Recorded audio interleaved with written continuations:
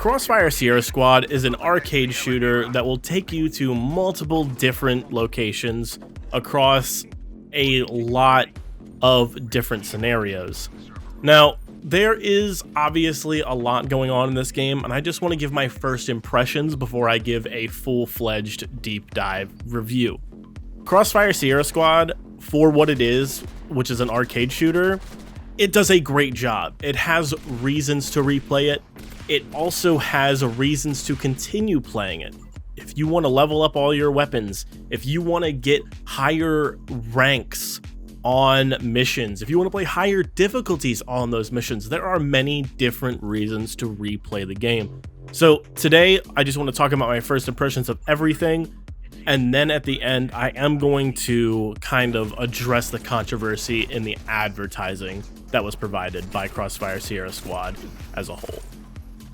Now, firstly, I want to talk about the world and level design. I think overall, we have a great overall experience and believability when it comes to feeling like people have lived in the world of Crossfire Sierra Squad. Obviously, if there wasn't a war there, people could survive. They, showed food. They showed a world that was believably lived in. Now, there are a few issues when it comes to Crossfire Sierra Squad level design and world building. One of those issues is the interaction that you get with the world. Every door that needs to be opened, 90% of all buttons that need to be, hit, and 90% of just everything is done by your AI teammate that could have been interactions done by your player. Interactions in VR are very important, and overall I think should take priority when it comes to making a game specifically for VR.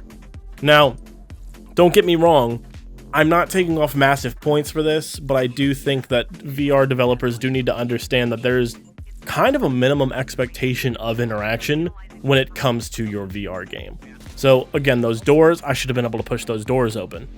And maybe you can, mark them with like paint or something like they do in other, flat screen games, saying that like, hey, this is one of those doors that you interact with, that you can push in. So, maybe think about that for the next one, or if you guys put out an update. I doubt it. I know it's a whole mechanic that you have to add, so on and so forth. Very hard and time consuming, I get it, but maybe for the next game. Now, another thing I ran into a lot of is I felt like I would be protected by a lot of walls that unfortunately I guess I wasn't. And I understand if like my knee or something sticking out, that happens, it is what it is. But if I have 6 feet of wall to my left and to my right, and I'm getting shot at, I don't think that I should be getting hit through that wall. Those are literally the only 2 issues that I had with any of the world building and just like the level design at all. Overall, 8 out of 10, they did a fantastic job, and the worlds alone were really just something to admire throughout the game, with just the massive diversity in locations that are offered within Crossfire Sierra Squad. There's neighborhoods, there's factories, there's a whole bunch of stuff going on that you should appreciate within these levels and appreciate the amount of detail that went into building these worlds. Let's talk about the weapons. Overall, the weapons sound, feel, and visually look very, very good. And overall, very happy with the way that the weapons turned out in this game. Unfortunately, the default settings for these weapons make them feel horrible. So I do recommend changing your auxiliary hand settings, just because it doesn't feel like a weapon until you actually have that full support of that front hand.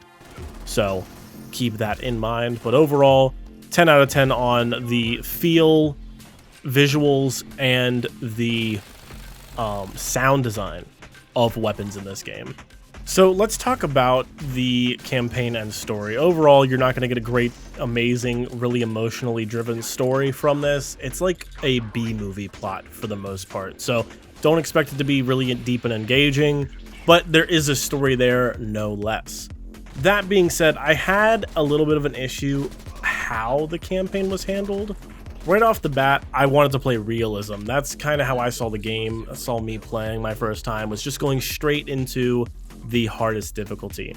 I was not able to do that. Unfortunately, I had to do the entire campaign in the arcade mode, which is bullet sponges and whatnot, which I don't really enjoy. But again, it is a light gun shooter. You kind of expect that with that, you know, enemies are spongy. That being said, I wanted to go right into realism and I couldn't. Now, there was a few reasons for that. One, I assume they didn't want players to be able to make the mistake by accidentally clicking on something and going into the most realistic mode and being annoyed that they can't actually play the game because either they're not good enough or the weapons are weaker. And two, they wanted to kind of show off what you are working towards. They give you upgraded weapons in the initial go through of the single player campaign and kind of show you, hey, you know, these upgrades are going to help you over time throughout your playthrough of Crossfire Sierra Squad. So we want to kind of give this first run of the campaign more of a, not tutorial feel, but more of a handhold feel, which I think is acceptable as a developer. But unfortunately, I think maybe they put two forms of confirmation behind realism and just make it so you could hop right in and maybe explain, hey, look, your weapons are going to be weak. You haven't upgraded them. You haven't done anything with them. Do this first before you do this. And then if you say, okay, I don't care, then you can play the realism mode. That's just me. Hopefully it changes down the line. If not, hopefully they change it for the next game. Now, the last thing we have to talk about is the advertising controversy. Now, obviously, if you were paying attention to official channels, there are reasons that you would think that this was more of a hardcore shooter. It didn't really seem like they were putting a lot of emphasis on the bullet counter HUD and overall the line on the ground or anything like that. They didn't have that really in the trailers. They showed more of what was a mix of arcade and realism. So for me, I can understand why a lot of people thought that this was going to be some sort of realistic shooter, as well as why people would think that this is some sort of Call of Duty-esque competitor, because the, I wouldn't say lack of diversity in the game when it comes to locations, but the way that it could be construed that these are all part of a single linear level, that more than likely people thought that the levels were going to be a lot bigger and a lot longer. And I can't say that they're wrong, but I can say that if you are someone that was only paying attention to official news from the developers themselves, you have a justification to be confused. Now, if you were someone that was following the game and looking at everything that's come out about it, you would have noticed a lot of this and gotten a lot of this information from Nathy and other creators that talked about the game and went and actually played it and talked about their experience with it. So again, I think advertising is important to definitely show people, hey, this is what this product is meant to be, and we don't want you to be confused with it. And when the general public thinks one thing, that is the most important part of that gaming community, is the general public. If the general public does not know or does not understand what they are getting and they expect a different product, that's kind of on the advertising department in my eyes.